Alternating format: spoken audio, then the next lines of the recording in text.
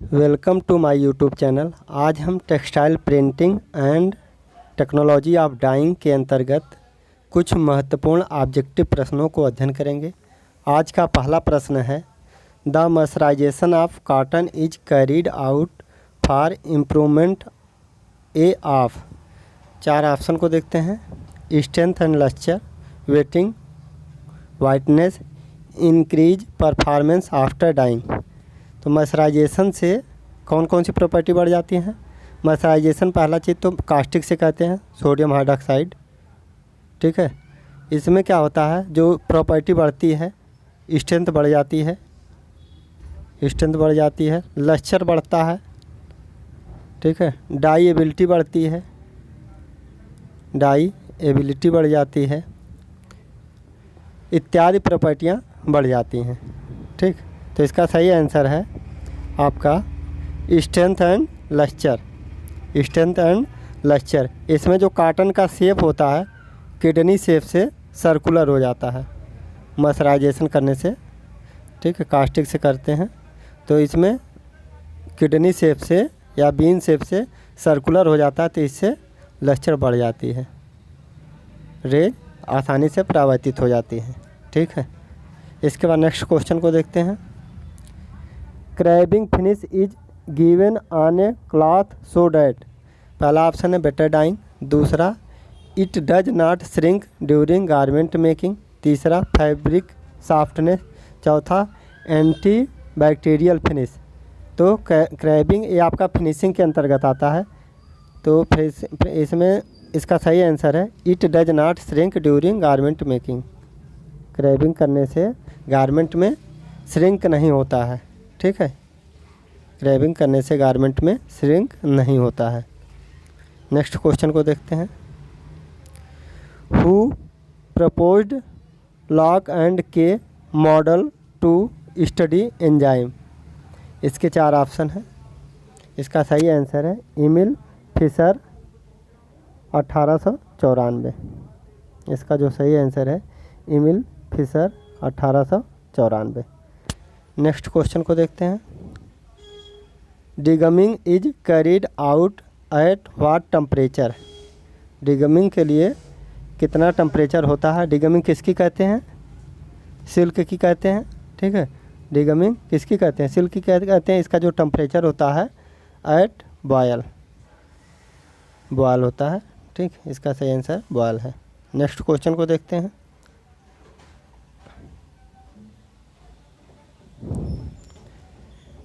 Alkali resistance is highest in case of. पहला option है silk, दूसरा कॉटन, तीसरा वूल, चौथा पॉलिस्टर। इसका सही आंसर है कॉटन। कॉटन पर एल्कली का कोई प्रभाव नहीं पड़ता। कॉटन जैसे कास्टिक से ही सोडियम हाइड्रॉक्साइड जो साबुन बनता है, सोडा अस होता है उसी में Na2CO3, तो इससे उसकी हाई रेजिस्टेंस रखता है। कहने का तात्पर्य है कि कॉटन फाइबर एल्कली के साथ रेजिस्टेंस अच्छा रखता है, उसकी प्रॉपर्टी एल्कली डिस्टर्ब नहीं करती है।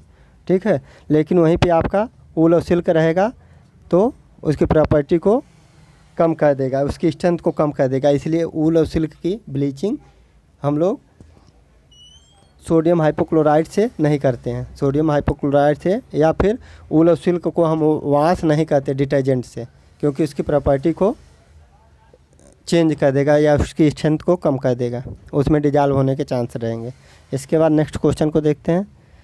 Finishing a textile fabric does what. तो इसका सही आंसर है change some quality of yarn और fabric after it's been manufactured. ठीक है, इसका डी वाला पार्ट सही है, डी पार्ट सही है इसका। इसके बाद नेक्स्ट क्वेश्चन को देखते हैं। If you are categorizing finishes by the way they impact the aesthetic of the textile, you are also sorting them by what major category. इसके चार ऑप्शन हैं, फंक्शन, परफॉर्मेंस, मशीन, केमिकल। तो इसका जो सही आंसर है परफॉर्मेंस। बी पार्ट इसका सही आंसर है। इसके बाद नेक्स्ट क्वेश्चन को देखते हैं। What is the fibre used to create linen. Linen fabric किससे प्राप्त होता है? Flax, cotton, jute, hemp. तो इसका सही आंसर है फ्लैक्स। फ्लैक्स से आपका लिनन फैब्रिक प्राप्त होता है। नेक्स्ट क्वेश्चन को देखते हैं। Substance with an attraction to oil. इसका जो सही आंसर है ओलियोफिलिक। ओलियोफिलिक का सही आंसर है ओलियोफिलिक। दूसरा ऑप्शन है फ्लोरोकार्बन, ये गलत है आपका। कैलेंडरिंग आपका गलत है। वाटरप्रूफ ये भी गलत है। Next question. Chemical finishes that permit relatively easily removal of soil, especially oily soil with ordinary laundering। पहला ऑप्शन है pre treatment process, soil release finish, softener finish, textile wet processing.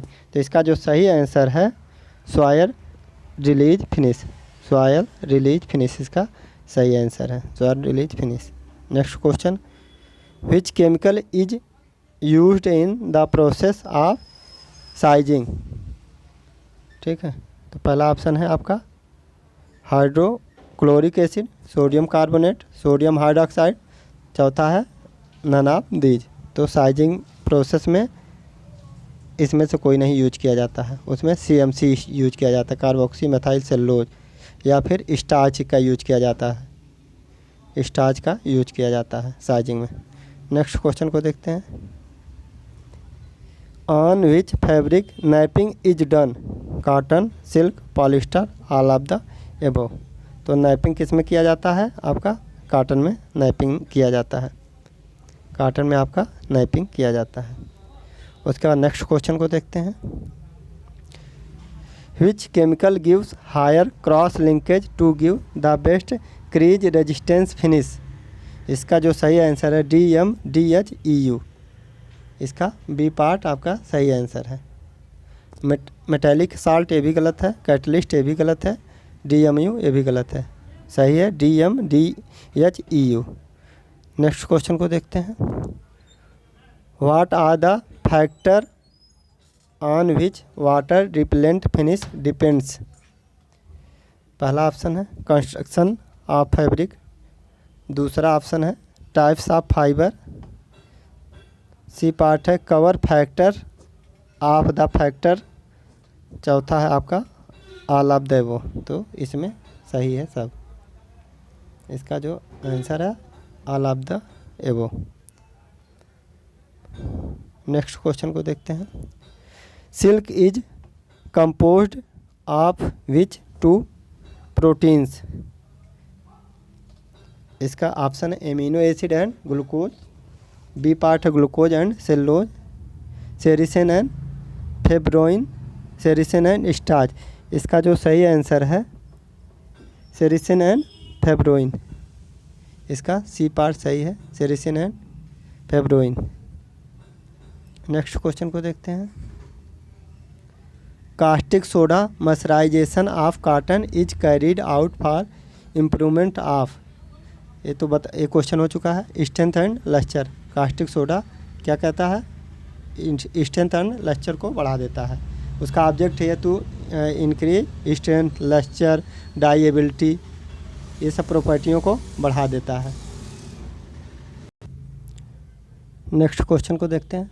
The process of sulphurisation is used for improvement in strength, dimension, stability, तीसरा improvement in crease recovery. तो इसका सही answer है dimension stability. Dimension stability. Sulphurising किस पे कहते हैं? 00 machine पे कहते हैं, या एक इसी मशीन को 00 भी कहते हैं। ठीक है, इसमें क्या होता है, फैब्रिक को जितना श्रिंक होना होता है उतना श्रिंक करा देते हैं कि बाद में फैब्रिक श्रिंक ना हो। ठीक है, इसलिए सल्फ्यूराइजिंग मशीन का यूज करते हैं। अगर फैब्रिक श्रिंक हो करके, मान लीजिए आप फैब्रिक ख़रीद के लाएँ, अगर श्रिंकेज है उसमें तो आपका इतना बड़ा हो जाएगा, छोटा हो जाएगा, इसलिए फैब्रिक को पहले से ही वहीं मशीन पर ही श्रिंक करा देते हैं कि पहले से इतना छोटा कर देते हैं। अब ये इससे छोटा नहीं हो सकता है। ठीक, नेक्स्ट क्वेश्चन को देखते हैं।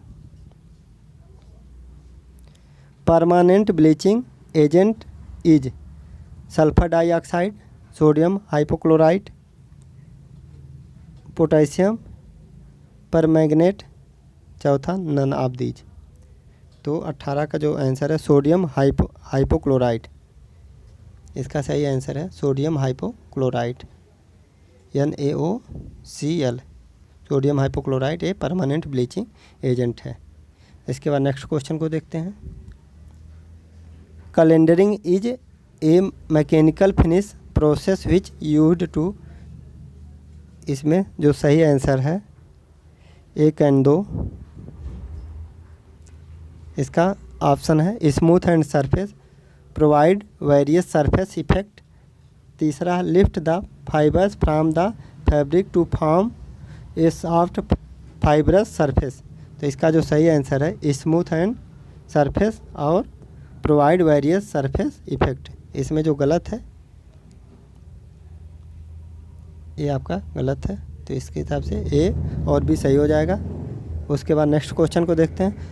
Lustre of fibres can be reduce through the addition of sodium hydroxide, titanium dioxide, diphosphate, potassium dichromate. तो इसका सही आंसर है आपका टाइटेनियम डाइऑक्साइड, टाइटेनियम डाइऑक्साइड।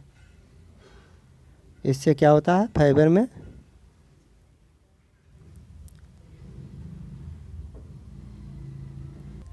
इससे आपका फाइबर में लस्चर हट जाता है। ठीक है, ज़्यादा लस्चर है आँखों के लिए ज़्यादा सूटेबल नहीं होगा, इसलिए वो आपका लस्चर हट जाता है। इसके बाद हम वन वर्ड क्वेश्चन देख।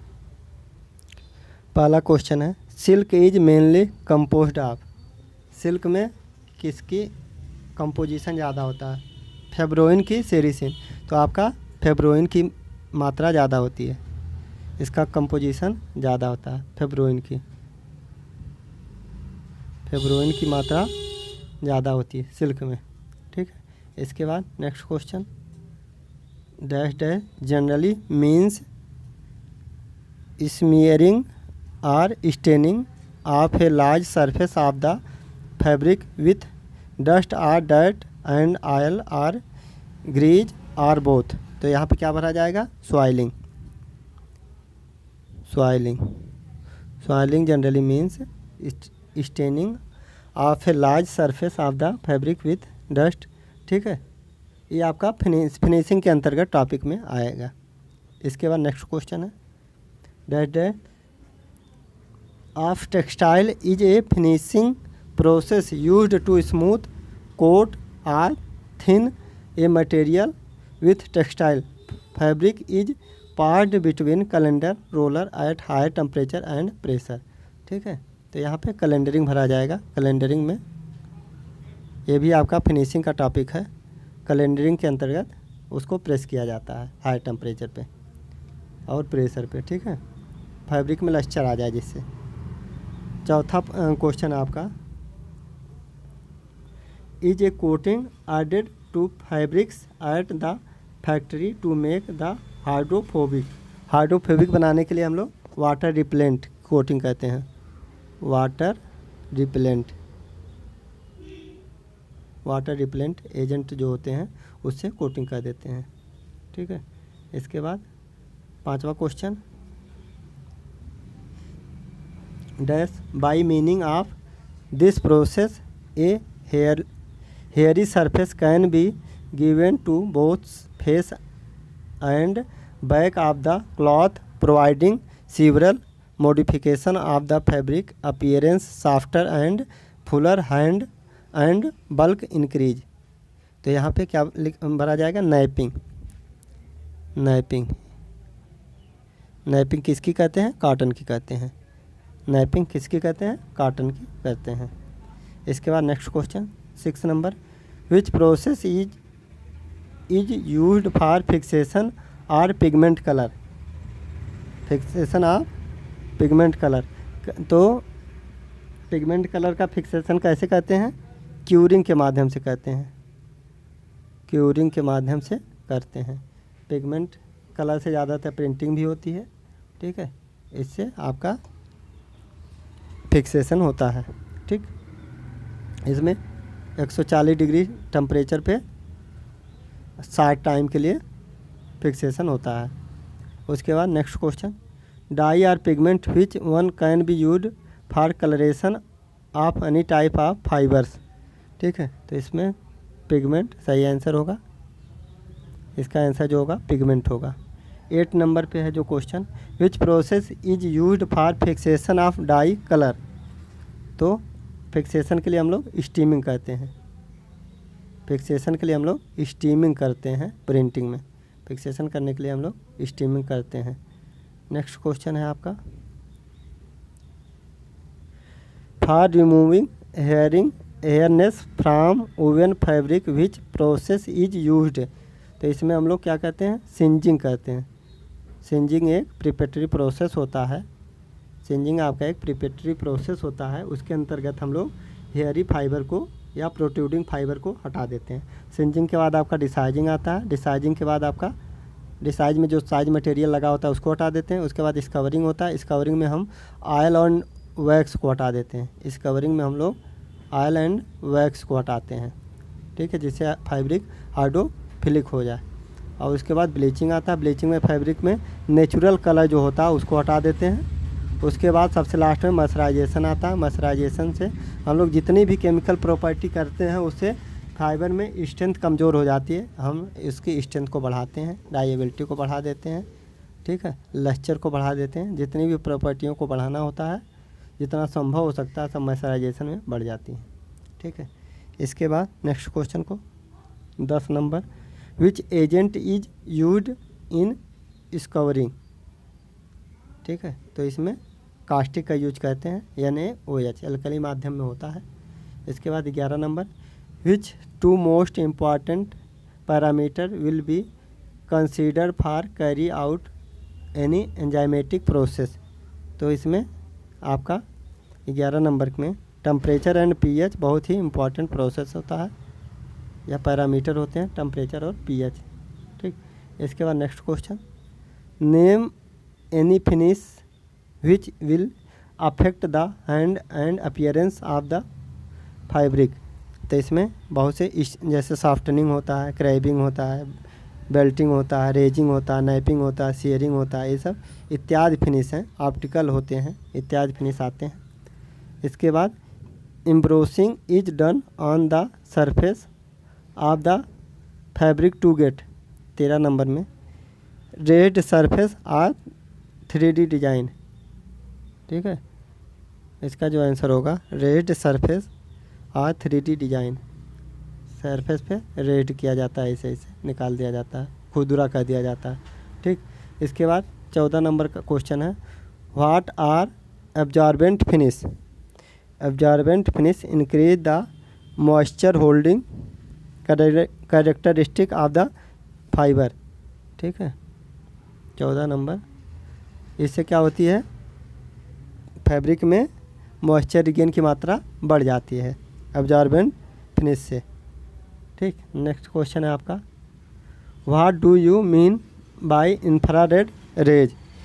तो infrared rays are an electromagnetic radiation, this has wavelength higher than, इसकी जो वेवलेंथ होती है 700 नैनोमीटर से अधिक होती है, यह ह्यूमन आई इसको देख नहीं सकता है, ह्यूमन आई इसको देख नहीं सकती है, ठीक है। उसके बाद नेक्स्ट क्वेश्चन,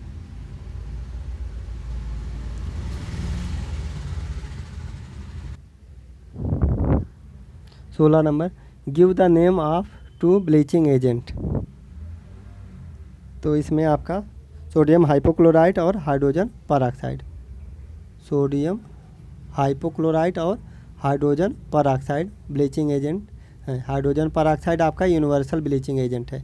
H2O2 का जब हम लोग ऑक्सीडेशन करते हैं तो आपका वाटर बनता है और नसेंट ऑक्सीजन बनता है, इसको नसेंट ऑक्सीजन बोलते हैं। यही आपका नेचुरल कलर को हटाता है। ठीक है, यह हाइड्रोजन परऑक्साइड है, इसका जब ऑक्सीडेशन करते हैं तो पानी बनता है और नसेंट ऑक्सीजन बनता है। यही आपका नेचुरल कलर को हटाता है।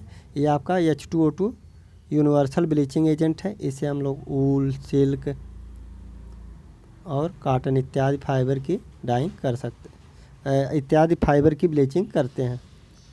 ठीक है, उसके बाद नेक्स्ट क्वेश्चन है आपका, for removing hairiness from woven fabric which process is used. या प्रोट्रूडिंग फाइबर या हेयरीनेस, ये आपका सिंजिंग प्रोसेस के अंतर्गत आता है। प्रिपेटरी प्रोसेस है, प्रिपेटरी प्रोसेस में एक प्रोसेस आपका सिंजिंग होता है, इसके अंतर्गत आता है। ठीक है, विच एजेंट यूज्ड इन स्कवरिंग, तो स्कवरिंग में आपका कास्टिक का यूज किया जाता है, आपका एल्कली मीडियम मेंटेन करने के लिए। ठीक है, कास्टिक का यूज करते हैं। How fixation of dye controlled by the maintain proper pH and adding alkali. ठीक है, फिक्सेशन इससे कंट्रोल होता है। pH आप मेंटेन करिए, pH एंड ऐड कर एल्कली ऐड करते हैं। एल्कली मतलब कास्टिक, जिसका pH मान 7 से ऊपर हो, उसके माध्यम से हम लोग फिक्सेशन को कंट्रोल करते हैं। ओके, थैंक यू, मिलते हैं हम नेक्स्ट वीडियो में।